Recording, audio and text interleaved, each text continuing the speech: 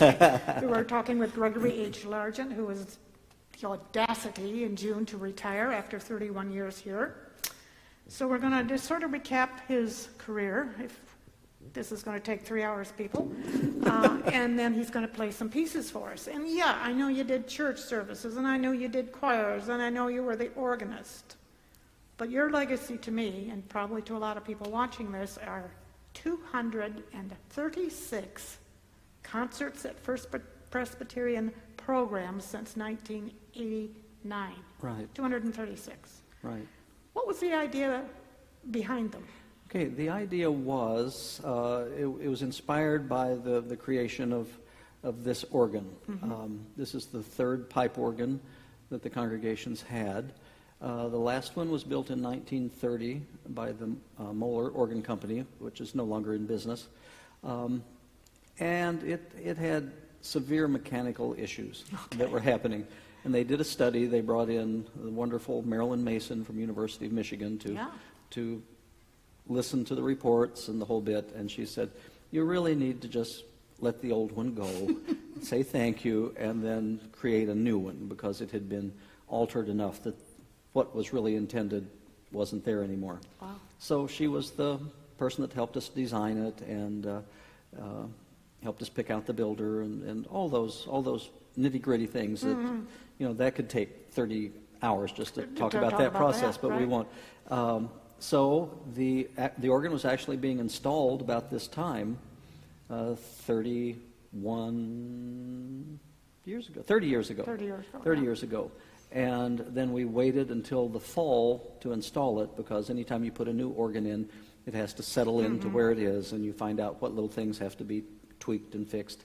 So we started that fall with Marilyn Mason, and then we had 3 other artists on that first season, and the response was good, and they said, this is something that would be great for the community to have, and the goal was to bring in international, national artists, local artists, and we've really done that, and it's hard to think that that's how many concerts I've seen. Oh, yeah. You know how many cups of tea and punch and how many pounds of cookies and hors d'oeuvres for afterwards. It's really mind-boggling. But it took hold, and we used to have very easily 400 people at each concert. Wow. And you can imagine over 30 years, a lot of our concert people are no longer here. They may be here listening, but it's from above. Above, right. Yeah. So it still seems to be viable, and whether it continues, I have my fingers crossed, but everything. It's a pretty good run if it does. It is a very good run, yeah. And it's like asking who's your favorite child. I know, but do you have, of those 236, a favorite one or two? Well, let me list them from one to... Right. Yeah. Some are especially meaningful to me and Anna, because we got to have both my master's professor, Dr. Regatz, and then Anna's master's professor, Dr. Rayfield, on the series, and that's always special when you get to bring in a teacher. And then later on, I got to have my undergrad teacher back, and that's great. And then we've had European artists. We've had the organist from Saint-Sulpice in Paris, and he was very familiar with the sounds of this, because Cassavant builds sounds that sound very much like the great French builder Cavaillé-Coll back in the end of the 1800s. And then the organist from York Minster. I think that is a huge organ in York Minster, and the choir has had the pleasure of singing there twice when we've been on tour to England and Scotland. But that is one huge instrument, and he used everything all the time. That was the loudest organ concert I've ever been to in my entire life. Rattled the rafters. Yeah, it proved to me that too much is too much. But it's just been great. But it's been more than organ concerts. It's been more than organ. After the organ was here for a little bit, it became obvious that we needed to have a 9-foot grand that would match sound in case we wanted to use them together. And we've had Ralph Vodopek and Catherine McMichael, and the local and national people. We've had jazz concerts. Full spectrum. What was the 3 sopranos or whatever? 3 sopranos. That was fun. Yes. Yep. So in other words, you're not going to name a favorite. Well, you sort of did. Yeah, Okay. I mean, very, very Yeah. meaningful ones. They've all been great. There hasn't been a concert that I've walked out of. Oh, well, that was close, okay. And number 237 is coming up, I guess. That's right. So That's tell right. us a little bit about It'll be that. the last one under my management. Management. Yes, and it's called Bach and Sons, and it was a fascinating premise to me. It's Dr. Janine Jordan, who's a very fine organist, and her husband is an audiovisual specialist. Oh. So it's a multimedia used to be all the rage. Oh, Now yeah. it's just like, what? What? You Yeah, don't of have course, it? yeah. But she's going to talk about, she's going to play the music of Bach and his sons that became famous composers, but the whole story of them is told through the voices of the women in the family, the aunts and the wives. Made up, or is this No, based on? actual, they're writings. This is Yeah. his The guys writings. were busy writing music, they didn't write letters. Okay. Or diaries, Diaries, like but that. the women But did. the women did, and that's, so she'll take on 2 or 3 different characters during the Oh. course of the evening. So she'll play, and then she'll talk in the voice of one of the women in And the then his family. multimedia does what? Show? And slides, not slides, but there's Projections. video of the actual houses, maybe some of the music. I have not seen it, Okay. but the reviews. And where are they from? That's a very good question. Okay, They've but they're got not- their they're place. not definitely They are not not local. local, Right, no, right. but they're national reputations, and they do about 4 different big programs like this. Ooh, okay. But this is the one that, and since it's the women and it's Mother's Day weekend, we thought, Oh, that's right. this would be great. Perfect. This would be a perfect So way give to... everybody the date and time, so we. Okay, and it is Friday, the 11th of May, begins at 8 o'clock. And I'm hoping the sun goes down exactly on time, so we really can appreciate the video. Good point. Yes, Well, as you it can goes cover all past these windows, right? That's right. It takes nothing to cover these stained glass windows. So we covered that. If that wasn't enough, you just got out of this church a whole lot. You did 2 one-act operas at Pit and Balcony, and we know you're a big opera buff. Yep. You were the choirmaster for the Saginaw Bay Symphony Orchestra, working on everything from Stravinsky to Evita, Yeah. you know. You guest conducted and chose the music, and this is my favorite, for 2 of the Saginaw Bay Symphony Orchestra Christmas concerts. Then we should probably talk about your pipe screams alter ego. And I think you also teach at SBSU. Yes. And when do you have time for all this? Luckily, the church said that they've believed in outreach to the community since I've been here. Okay, good. So when the Pit and Balcony shows came up, I talked to my boss at the time, Yep. Dr. Emmerich, and he said, "Oh, by all means, do it. That's important. Okay. You need to be known in the community, not just in the church." So that was a lot of fun shows, and still friendships with so many of those kids that were in the shows. in the shows, and, yep. and ones that have gone on to do really great things, and others that just got to foster their love of theater. Yep. Pretty much the same thing, and the chance one summer just to get to do those 2 one-act operas were wonderful because it's all local singers. I mean, Yeah, it was, the wasn't it? talent pool That's in our what I area. keep saying after 40 Right. some years, is those people have no idea the talent we have here. Yeah. Well, there's nothing to do. Yeah, right. Yeah. Yeah. There's I too much wish. to do. You can't I get to wish. all of it. So let's see. That was that. Then Well, and what was it like with the Saginaw Symphony, conducting a full, big symphony? that was fun, and Yeah. that came about by Patrick Flynn. Mm-hmm. I've had lovely relationships with all the conductors that have been here since I've been here.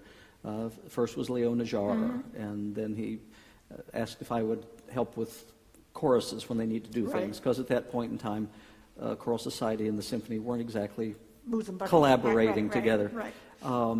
And so we did that, but that was fascinating because we had to start from scratch every time. We didn't have an existing pool of singers. Okay. And then Leo got too busy to do the honors choir that they always Right. had for each of the big Christmas shows. So he asked me to start doing the training of those shows. And then after Leo left and Patrick Flynn came in, Patrick always had a Christmas gig. He was always conducting Nutcracker in Europe. And it was a lucrative gig for him. I would So think he it said, might be, yes. and so they started bringing in some guest conductors. At one time, we were having brunch or something, and he said, "Would you just do?" He says, "I've watched you conduct. I've seen you do those one-act operas and the whole bit. It's not I'm embarrassed to say this, but he says, you're as good as anybody we brought in, and I don't see any reason why not. And you know the tastes of the town and the whole bit. So to get to put together two of the Christmas holiday pops concerts was just great fun. I mean, that's a one rehearsal concert. I know. So you better know your you stuff. better know what pieces can be done in one rehearsal. And picking out maybe material you're not particularly familiar with because it That's doesn't fit into church repertoire, perhaps. Exactly. And then there's your alter ego at Pipe Screams. Okay. Yes, dear Madam Renata Screechando. Yeah. That's right. People want her to come out more often than she does, and it's a good thing. I was going to say. It's a good thing. I understand a lot about ventriloquists from that character because she's been around.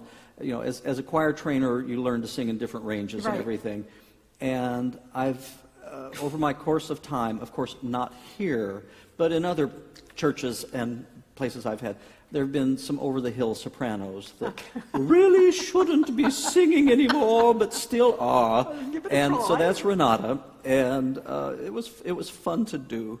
And at first my children crawled under the pew when they saw her the first time, but then they got to the point when we had videos of Renata, they would text them to all their friends. Okay, so it's like, this is my dad. This is my dad. He looks best in pink. And for people that don't know what we're talking about, Pipe Screams was an annual Halloween concert, for lack of a better word. Started a whole with bunch of the organists came together, and he appeared, as we mentioned earlier, a fading diva. Soprano. Yes, yeah, diva. her main line was, "My voice has been ruined by some of the greatest teachers in the world." That was fun, and that all came out of the American Guild of Organists chapter here. Yep. And then when it no longer became a good lucrative fundraiser for the scholarships, because the symphonies in the areas picked up on, we can make money on Halloween and choral society and the whole bit, the audience dried up. But we've done it a couple times the last several years. How many years do you think you did it all told back in the heyday, though? That was a good 10, 12 anyway, at least? Probably approaching 20, I would think. No kidding. Wow. Yeah, Okay. yeah, I think. Okay. Yeah.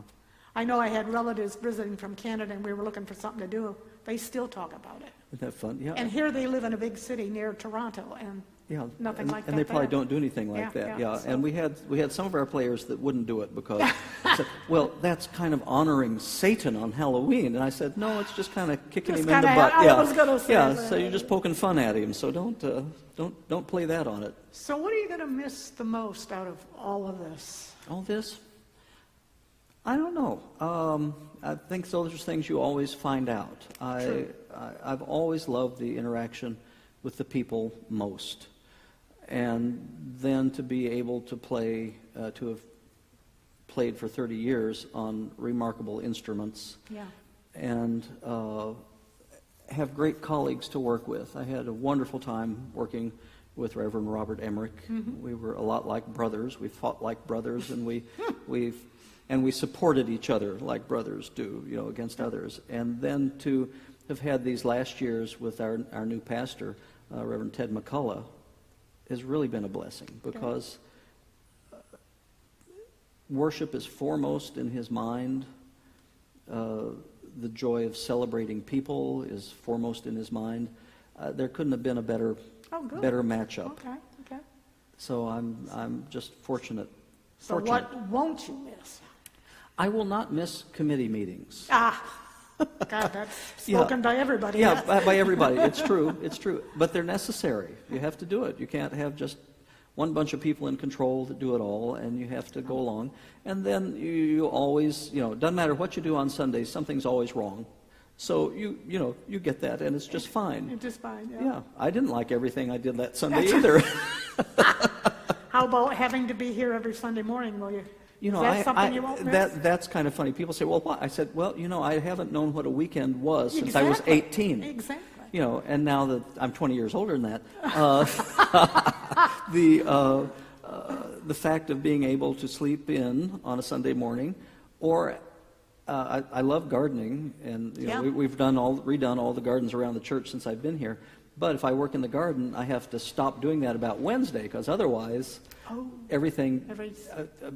things don't fire right on Sunday. Ooh. And since arthritis is kind of a thing in our family anyway, okay. There are just some pieces that I can't do anymore because it just will not stretch to that. And I just felt like it's time, There's more good going on at this console than bad at this time, and that's the way I think. So how does one make a decision to retire? I mean, just it's kind of funny. The actual decision making in it was the fact that my pension with the Presbyterian Church had come to full fruition, and it didn't matter if I worked another 10 years. Okay, that's good to know. It wouldn't. Okay. Yep. My retirement wouldn't get any better. Okay. This way, and poor Anna, my wife, is enough younger that she has at least 5 more years she needs to work. But in the past, since she hasn't been full-time, she's been able to take a trip out to see either one of our kids. Right. Because they do not live nearby. One's in Kansas City and the other one's in San Francisco now. Yep. Used to be in Boston, but for us it's equidistance which one that was. And I could actually go on a weekend during the year. Okay. Yeah. Wow. Woo. So what are the plans? Other than apparently gardening. Okay, the gardening, staying that and around. you're going to take care of the gardens here still? Yeah, here at the church. Yep. And the other thing is, whatever I can do to be supportive to the new person coming in. And they've gone through the thing. They have final details to clear up. But, I would be very happy to take over something like being the librarian for the choir. Okay. I'm not doing it, you don't need your former person to pop in the choir loft and do all that. But I think the most aggravating job as a church musician choirmaster is getting those folders put together. And I've had some wonderful librarians here. The last one's been Pat Wilson. Couldn't have done it without Pat the last 10 years. And so I know how to do that. And you will continue teaching at SVSU? And SVSU, I'll still teach 3 days a week out there. And what is it you teach out there? And I teach, this has been a fun thing. When this came up too, I asked about the possibility of doing this. And they said, well, it makes sense. We should have a connection out at the university. And I teach piano to non-piano majors. So the trumpet players, the clarinet players, the percussionists, the vocalists, people that are voice majors, they're not piano music majors. majors, but they're not piano majors, and they have to pass a very rigorous piano proficiency. Oh, wow. And one of the things I've always loved about teaching is figuring out how that student learns. I don't have just one way of doing it. And my piano teacher, Adina Marbury, was like that. No 2 students had the same teacher from her. She was always loving and supportive, but she had a different approach. For each. How many students do you have then on that? Usually, my max is 12. That's a good load. And that's a goodly load. number. Yeah. And they have to be able to pass an audition to get into the proficiency class, which they have to graduate. And back in the 1500s, when I did my undergraduate, you could specialize in choral, you could specialize in band, you could specialize in orchestral. Not anymore. Anymore, you have to be all of it K through 12. And it basically is a 5-year degree to get all this done, plus your student, your student teaching. And then with luck, there'll still be a music job someplace, and they won't budget cut it the next year. Yeah. Or some of the universities that are cutting organ. Oh yeah, organ programs, absolutely. Good grief. Yeah. Well. So anything else you want to talk about for the 31 years? Because I understand that you're going to also regale us with some fancy music well, here. why don't we, here's this wonderful piece of machinery, and we need to talk because my left leg has gone to sleep while we're talking. Oops. Just about it. What questions do you have about this strange instrument? Not being a player of this, I have trouble walking and chewing gum at the same time. So you've got 2 hands you're having to deal with. That's right, You've 2 got hands. 3 That's right. things. You got all this stuff, and then you got the foot thing going. How the heck do you master? Practice, obviously. Hocus pocus, one of the things that's fascinating is this organ is really pedal organ, positive organ, great organ, swell organ, And then in the back of the church is an echo organ, which we didn't put a keyboard in for. Okay.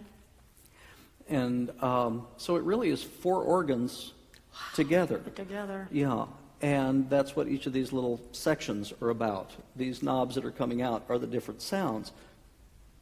Most of the organ is imitative. The only true sound of the organ, and this is, the organ was, they can trace it back to at least 3 BC. No, Yeah, really? really. It was used in the that big round thing in Rome, the Colosseum. Yeah, it was used at the Colosseum because you can imagine how much quieter the world was then. Yeah, right. And then pressure-driven pipes were that, and they would have all been somewhat in this sound. That's the basic sound of the organ that is not imitative. It's called the principal or the mantra. And you have them at all different pitch levels. Organists always get in trouble when they say this is like a symphony. But it is. All these knobs are different voices, and how you mix them together is basically how you orchestrate the organ. So they'll be at an 8-foot level. Then there's another set of pipes that are an octave higher. An octave higher. So instead of, I'm not just playing 1 pipe at a time, I'm playing 3. And this has 70 sets of pipes, so if I put it all together, you play 1 note, and that's 70 sets of pipes going at it. So we have these basic principal sounds.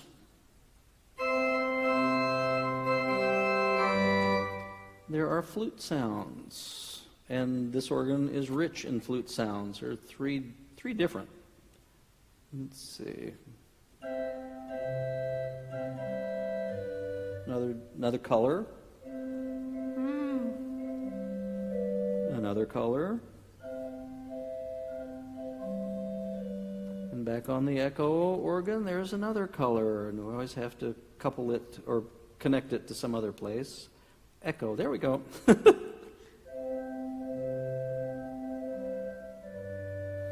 And what's fun about the echo organ here, it's 8 sets of sounds that were on the old 1930 Moeller. So we kept part of that instrument for this one, because there were some sounds that were just so lovely. Now, you mentioned the other one wearing out, so to speak. What's the life expectancy of, and this was what, 1989? Well, it was signed, contract in 88. It was in. So what's the life expectancy of something like this? As long as you take care of it, it can be here. I mean, the original organ that the Cassavant brothers built in Montreal at the big cathedral there was built, I believe, in about 1888, somewhere in that neighborhood, and it's still going every week because they take care of it. And nothing gets obsolete, so to speak, because they devise something. The pipes don't get obsolete. Control systems, maybe. Right. Okay. And those things get tweaked every now and then. We just finished doing, about every 25 years, you should have a pipe organ cleaned thoroughly by professionals. Okay. And we went through that this last summer, where they took all 3,688 or whatever it is, pipes out and washed them all, checked all the mechanisms, cleaned all the 28 years. Yeah, all done in-house. It looked very much like when it was installed. Yeah. Yeah. So, the fellowship hall was pipes from one side to the other, and people were banished from being in there. Yes. But there were a lot of people that peaked. But a group of about 8 of the high school guys that are organized with, do things here at the church helped with all that. And it brought back memories of 30 years ago. When the congregation got to help carry everything in. So people, what is this wood? And that's a good question. Okay, don't ask. A lot of the room is I'll get the word. It has gone away completely. That's Birch. Okay. Oh, birch. Birch, Okay. and I think the console is birch also. Okay. There's some oak on the inside, but they wanted it to match, and they wanted it to look like it was here in 1885. Right. And they did a good job of that. All right, what you going to play for us? Okay, here? so here are a couple of pieces. One of the things that, of course, is most fascinating to people are the pedals. Yep. And my professor, Dr. Regatz, was always hilarious about this because he was a linguist beyond belief. When you had to write a paper for him, you just had to make sure it was you had English class all the time with him. And he said he always wonders why people come up and say, well, how do you play those foot pedals? And he, not being Dr. Regatz, he would always say, well, if you were more of a linguist, you would realize you were doubly redundant there. Pedal means foot. Foot. Pedal, yeah. So he says it's like I'm playing the finger notes with my fingers. Yep. So this is some pieces that were written for the dedication of the organ and for Dr. Mason by a wonderful woman composer, Alice Jordan, who wrote in all different styles. But to watch the two of them work together, this was just great fun when it came to be time. So this is three little things and I'm only going to do all three of them, I guess, just that were written for the pedal. So this is the memory cong of the organ, and I push a button, and what I need comes on. So I'm going to deaden my microphone now because you don't need to hear this amplified. Yeah, we don't want to hear you swearing when you hit the wrong... You're absolutely right. Okay.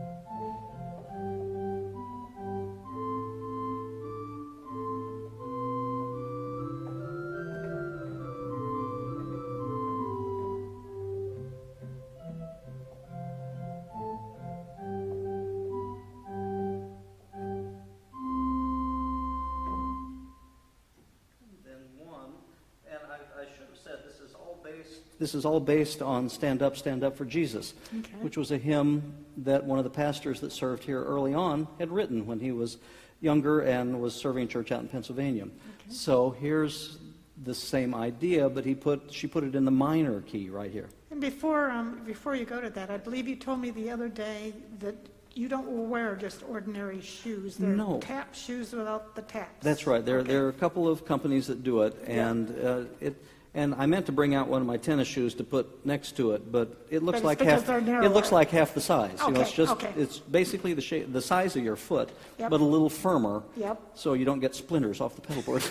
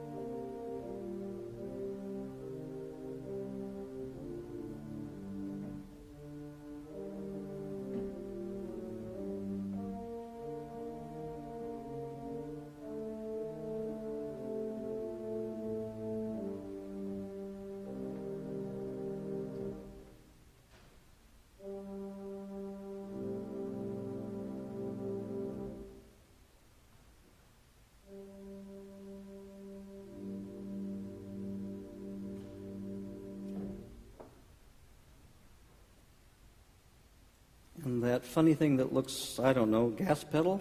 How else would you describe that? There are shutters in front of the pipes, and if Will has done a long shot at this point in time, as you look up at the front of the case, you can see these louvers shutting behind. Yep.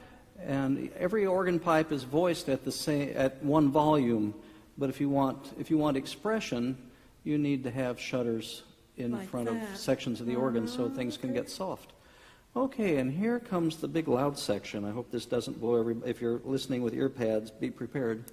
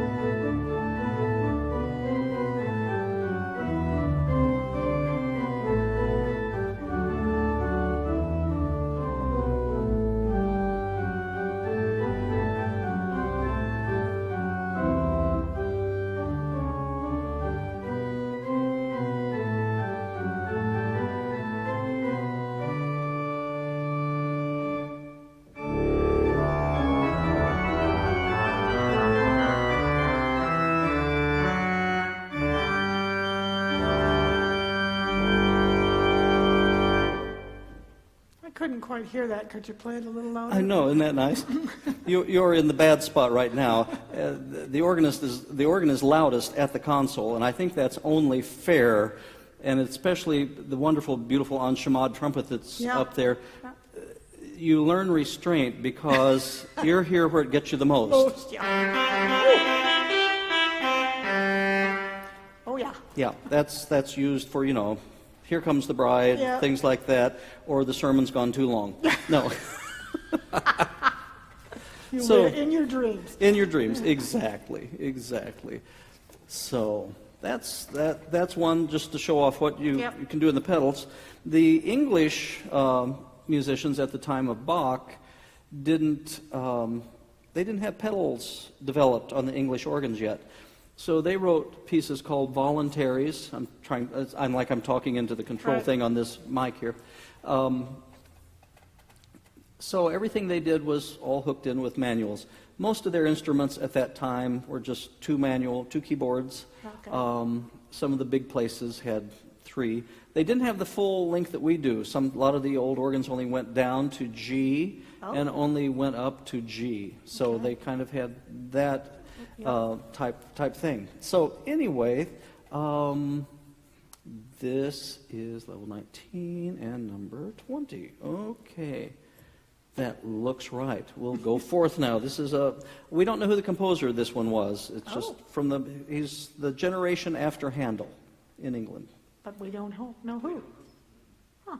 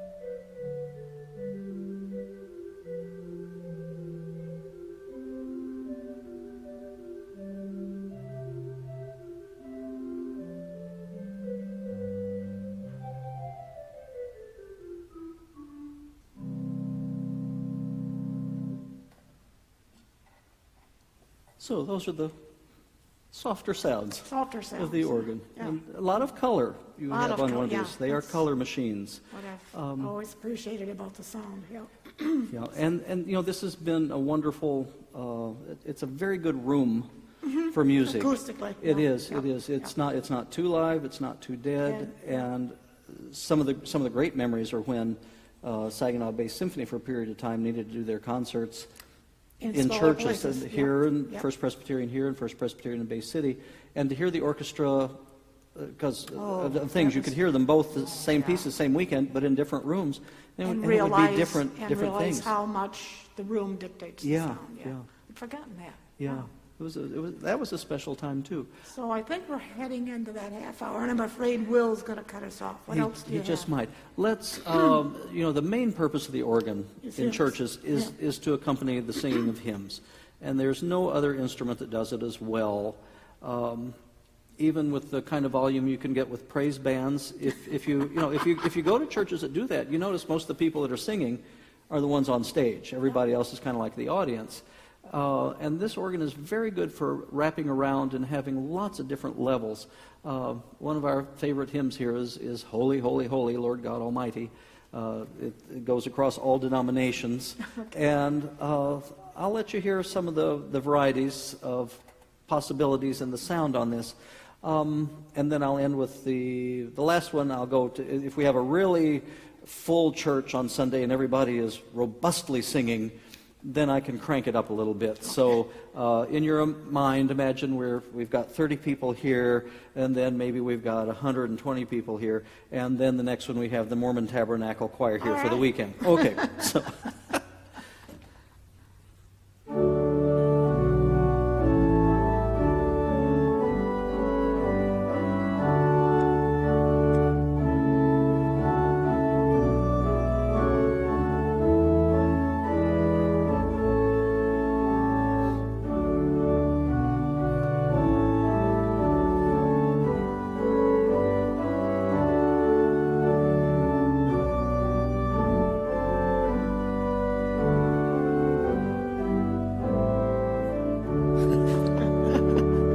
And that's where the choir gets to watch me make wonderful faces on occasion. Yeah.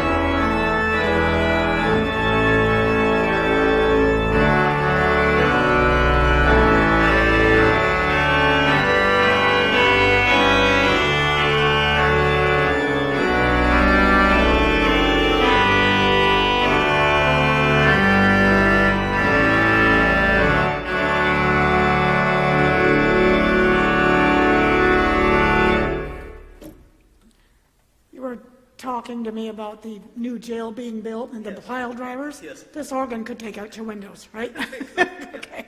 Well, let's see. I think I just muted myself. Is that live? Yes, that's Yeah. live. Sorry.